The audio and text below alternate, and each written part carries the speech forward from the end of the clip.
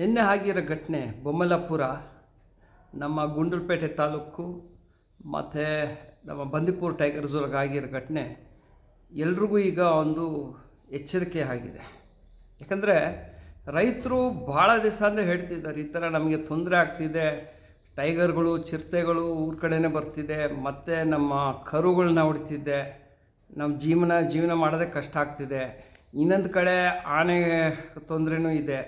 ಆದರೆ ಆನೆ ಬಂದು ಅವ್ರು ಬೆಳೆದಿರೋದು ತುಳಿದಾಗ್ತಿದೆ ಅಥವಾ ತಿಂದಾಗ್ತಿದೆ ಅಥವಾ ಯಾರಿಗಾರು ಗಾಯ ಮಾಡ್ತಿದೆ ಅಂದ್ಬಿಟ್ಟು ಭಾಳ ದಿವಸದಿಂದನೇ ರೈತರು ಮಾತಾಡ್ಕೊಂಡು ಬರ್ತಿದ್ದಾರೆ. ಈ ಘಟನೆ ಆಗಲೇಬೇಕಾಯ್ತು, ತಪ್ಪಾಯಿತು. ಅವ್ರನ್ನ ಕೂಡಾಕಿದ್ದು ಪಾಪ ಅವರೆಲ್ಲ ದಿನಗೂಲಿ ನೌಕರರು, ಅವರು ಪಾಪ ಅವ್ರಿಗೆ ಹೇಳಿದ ಅವ್ರು ಕೆಲಸ ಮಾಡ್ತಾರೆ. ಅಲ್ಲಿ ನೀವು ಬಂದಾಕಬೇಕಾಗಿದ್ದು ಯಾರಂದರೆ ಸೀನಿಯರ್ ಆಫೀಸರ್ಸ್. ಯಾಕಂದರೆ ರೈತರು ಭಾಳ ದಿವಸ ಅಂದರೆ ಹೇಳ್ಕೊಂಬರ್ತಿದ್ದಾರೆ ತೊಂದರೆ ಇದೆ ಅಂದ್ಬಿಟ್ಟು. ಅಲ್ಲಿರೋ ಸೀನಿಯರ್ ಫಾರೆಸ್ಟ್ ಆಫೀಸರ್ಸ್ ನಿರ್ಲಕ್ಷ್ಯ. ಅವರು ಏನು ರೈತರಿಗೆ ನಾವೇನು ಕೇರ್ ಮಾಡಬೇಕು, ಇವರು ಜನ ಕೊರತೆ ಇದೆ ಅಂತಿದ್ದಾರೆ. ಹೌದು, ಒಪ್ಕೊಳ್ಳೋಣ, ಸರ್ಕಾರ ಜನನ ತಗೊಂಡಿಲ್ಲ. ಯಾಕಂದರೆ ಒಂದು ಸ್ಪೆಷಲ್ ಟೈಗರ್ ಪ್ರೊಟೆಕ್ಷನ್ ಫೋರ್ಸ್ ಇದೆ, ಅದರೊಳಗೆ 196 ಜನ ಇರಬೇಕಾದ ಜಾಗದೊಳಗೆ ಕೇವಲ 31 ಸಿಬ್ಬಂದಿಗಳಿದ್ದಾರೆ. 196ರೊಳಗೆ 31 ಜನ ಇರೋದು. ಆ 31ರೊಳಗೆ 8 ಜನ ಬೇರೆ ಕಡೆ ಡೆಪ್ಯುಟೇಷನ್ ಕಳಿಸಿದ್ದಾರೆ. ಇದು ಸ್ಪೆಷಲ್ ಟೈಗರ್ ಪ್ರೊಟೆಕ್ಷನ್ ಫೋರ್ಸು. ಇದು ಜೂನ್ 25, 2025 ದಾಖಲೆಗಳು. ಸೊ ಈ ಥರ ಇದ್ದಾಗ, ಸಿಬ್ಬಂದಿ ಕೊರತೆ ಇದ್ದಾಗ ಫಾರೆಸ್ಟ್ ಸೀನಿಯರ್ ಆಫೀಸರ್ಸ್ ಏನು ಮಾಡಬೇಕಾಯಿತು? ಹೆಂಗೋ ಅಲ್ಲಿ ದುಡ್ಡು ಬರ್ತಾ ಇದೆ, ಬಂದೀಪುರ ಟೈಗರ್ ಕನ್ಸರ್ವೇಷನ್ ಫೌಂಡೇಶನ್ಗೆ ಸಿಕ್ಕಾಪಟ್ಟೆ ದುಡ್ಡಿದೆ, ಅಲ್ಲಿ ಎಲ್ಲರೂ ಲೂಟ್ ಮಾಡ್ತಾ ಕೂತಿದ್ದಾರೆ. ಇವರು ಅದನ್ನು ಇದು ಟೂರಿಸಮ್ ಡೆವಲಪ್ ಮಾಡ್ಕೊಂಡು ಕೂತ್ಕೊಂಡು ರೈತರನ್ನೇ ಬಿಟ್ಬಿಟ್ಟಿದ್ದಾರೆ.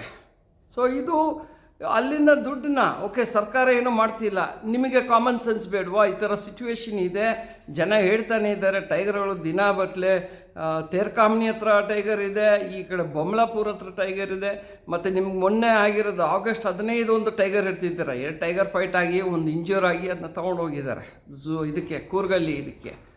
ಆಮೇಲೆ ಇನ್ನೊಂದು ಟೈಗರ್ನ ಓಡಿಸಿ ಅಂದ್ಬಿಟ್ಟು ತೊಂದರೆ ಮಾಡಿದ್ದಾರೆ. ಸೊ ಎಲ್ಲ ಕಡೆನೂ ಟೈಗರ್ ತೊಂದರೆ ಇದೆ. ಯಾಕಂದರೆ ಟೈಗರ್ ಪಾಪ್ಯುಲೇಷನ್ ಜಾಸ್ತಿ ಆಗಿದೆ, ಅದು ಒಪ್ಕೊಳ್ಳೇಬೇಕು. ಬಟ್ ನಾವು ಸಿಬ್ಬಂದಿನೇ ಯಾಕೆ ಜಾಸ್ತಿ ಮಾಡ್ತಿಲ್ಲ?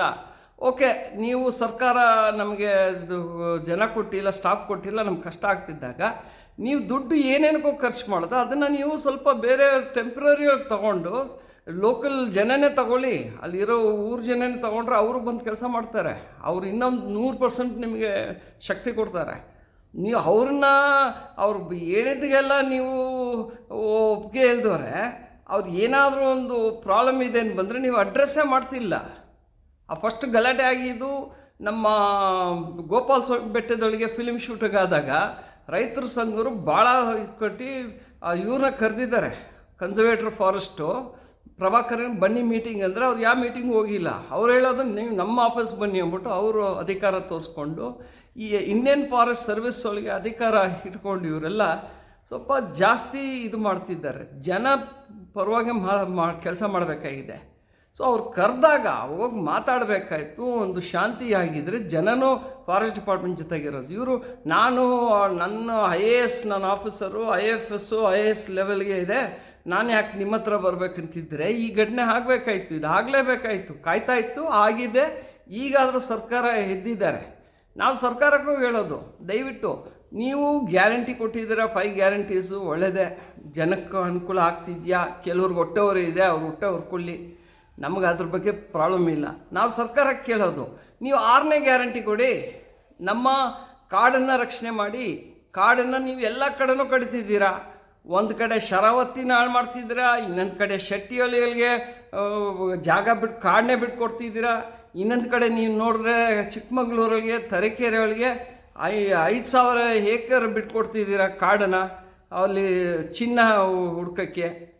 ಸೊ ಎಲ್ಲ ಕಡೆ ನೀವು ಇದು ಮಾಡ್ಕೊಂಬಂದರೆ ನಮ್ಮ ಸರ್ಕಾರಕ್ಕೆ ನಾವು ಸಿದ್ದರಾಮಯ್ಯ ಅವ್ರು ಕೇಳೋದು, ದಯವಿಟ್ಟು ಇದು ನಮಗೆ 6ನೇ ಗ್ಯಾರಂಟಿ ಕೊಡಿ, ನಮ್ಮ ಕಾಡನ್ನ ಉಳಿಸಿ. ಕಾಡು ಉಳಿದ್ರೆ, ಯಾಕಂದರೆ ನೀವು ಅಲ್ಲೋಗಿ ಈಗ ಎಲ್ಲ ಕಡೆ ಮೈನಿಂಗ್ ಶುರು ಮಾಡ್ತಿದ್ದೀರಾ, ಅದೆಲ್ಲ ಮಾಡ್ಬೇಕಾದ್ರೆ ಡಿಸ್ಟರ್ಬೆನ್ಸ್ ಆಗೇ ಆಗುತ್ತೆ. ಕಾಡು ಪ್ರಾಣಿ ಊರ ಕಡೆ ಬಂದೇ ಬರುತ್ತೆ. ಮ್ಯಾನ್ ಅನಿಮಲ್ ಕಾನ್ಫ್ಲಿಕ್ಟು ಜಾಸ್ತಿ ಆಗೇ ಆಗುತ್ತೆ. ಮುಂಚೆನೇ ಎಸ್ಕಲೇಷನ್ ಆಗ್ತಾಯಿದೆ. ಇನ್ನೂ ಜಾಸ್ತಿ ಆಗುತ್ತೆ. ವನ್ಯಜೀವಿ ಸಂಘರ್ಷ ಜಾಸ್ತಿ ಆಗುತ್ತೆ. ನಿಮಗೆ ಗೊತ್ತು ಅದ್ರ ಬಗ್ಗೆ. ನೀವೊಂದು leopard task force, elephant task force ಎಲ್ಲ ಮಾಡಿದ್ದೀರಿ. ಏನಕ್ಕೆ? ಎಲ್ಲ ನೀವು ಅನ್ಯಾಯ ಹಾಳು ಮಾಡೋದ್ರಿಂದ ಊರ ಕಡೆ ಜನ ಬರುತ್ತೆ, ತೊಂದರೆ ಆಗುತ್ತೆ. ಸೊ ನಾವು ಸರ್ಕಾರಕ್ಕೆ ಕೇಳೋದು, ನೀವು ಅದೊಂದು ಗ್ಯಾರಂಟಿ ಕೊಡಿ. ಯಾಕಂದರೆ ನೀವು ನಿಮ್ಮ ಮ್ಯಾನಿಫೆಸ್ಟೋ ಒಳಗೆ ಹೇಳಿದ್ದು ನಾವು ಕಾಡನ್ನ ಉಳಿಸ್ತೀವಿ, ಬಯೋಡೈವರ್ಸಿಟಿ ಉಳಿಸಿ ಅಂದ್ಬಿಟ್ಟು ನೀವು ಬಂದಿದ್ದು ಪವರ್ಗೆ. ಒಳ್ಳೆಯದೇ, ನೀವು ಪವರ್ ಬಂದಿದ್ದೀರಿ, ಅದ್ರ ಬಗ್ಗೆ ನಮಗೇನು ತೊಂದರೆ ಇಲ್ಲ. ಬಟ್ ಇದನ್ನೂ ಒಂದು ಗ್ಯಾರಂಟಿ ಕೊಡಿ. ನಿಮ್ಮ ಮ್ಯಾನಿಫೆಸ್ಟೋ ಪ್ರಕಾರ ಮಾಡಿ. ಸುಮ್ಮನೆ ಒಂದು ಹೇಳೋದು ಒಂದು ಮಾಡೋದು ಒಂದಂದರೆ ನಿಮ್ಮ GDP ಇದಕ್ಕೋಸ್ಕರ ನಿಮ್ಮ ಗ್ಯಾರಂಟಿ ಸ್ಕೀಮ್ಸ್ಗೆ ದುಡ್ಡು ಕೊಡೋಕ್ಕೆ ಕಾಡು ಹಾಳು ಮಾಡಬೇಕಾ? ಕಾಡು ಹಾಳು ಮಾಡಿದ ತಕ್ಷಣ ಇಲ್ಲಿ ವನ್ಯಜೀವಿ ಸಂಘರ್ಷ ಜಾಸ್ತಿ ಆಗುತ್ತೆ. ಆವಾಗ ರೈತರಿಗೆ ತೊಂದರೆ ಆಗುತ್ತೆ. ಆಮೇಲೆ ಅಲ್ಲಿ ಕಾಡು ಜನ ಯಾರನ್ನ ಕೂಡ ಹಾಕ್ತಾರೆ? ಸೀನಿಯರ್ ಆಫೀಸರ್ಸ್ ಅಲ್ಲ, ಇವ್ರು ಕೂಡ ಹಾಕೋದು ದಿನಗೂಲಿ ನೌಕರುಗಳು. ಅವ್ರ ಪಾಪ ಅವರು ಹೊಟ್ಟೆಪಾಡಿಗೆ ಬರ್ತಾರೆ, ಅವ್ರಿಗೆ ಸಂಬಳನೂ ಟೈಮಿಗೆ ಕೊಡೋಲ್ಲ. ಅಂಥವ್ರನ್ನ ಕೂಡ ಹಾಕಿದ್ದಾರೆ ರೈತರ ಕೋಪದಿಂದ.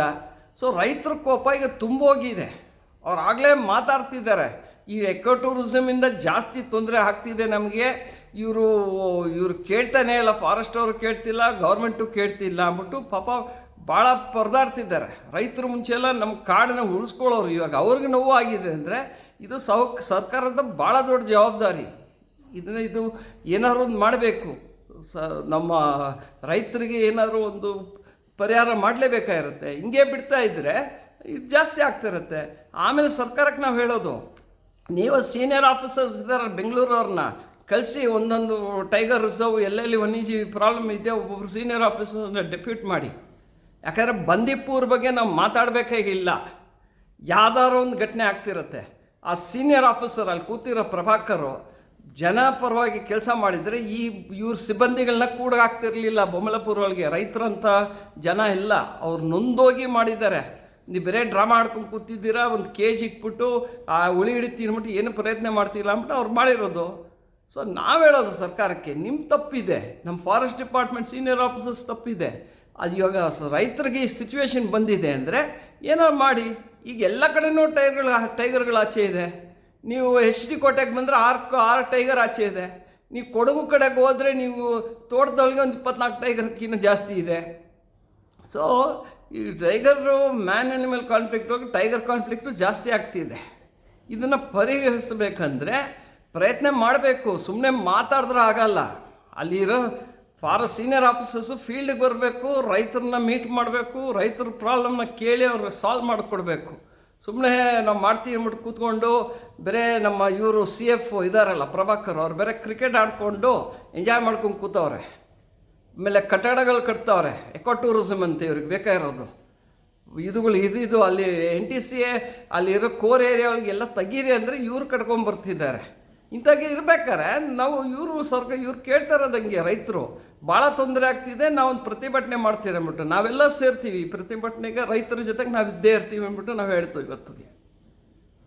ಕ್ಷಣ ಕ್ಷಣದ ಸುದ್ದಿಗಳಿಗಾಗಿ ಫ್ರೀಡಂ ಟಿವಿ ಸಬ್ಸ್ಕ್ರೈಬ್ ಮಾಡಿ, ಲೈಕ್ ಮಾಡಿ ಹಾಗೂ ಫಾಲೋ ಮಾಡಿ. ಹೊಸ ಸುದ್ದಿಗಳ ನೋಟಿಫಿಕೇಶನ್ಗಾಗಿ ಬೆಲ್ ಐಕಾನ್ ಮೇಲೆ ಕ್ಲಿಕ್ ಮಾಡಿ.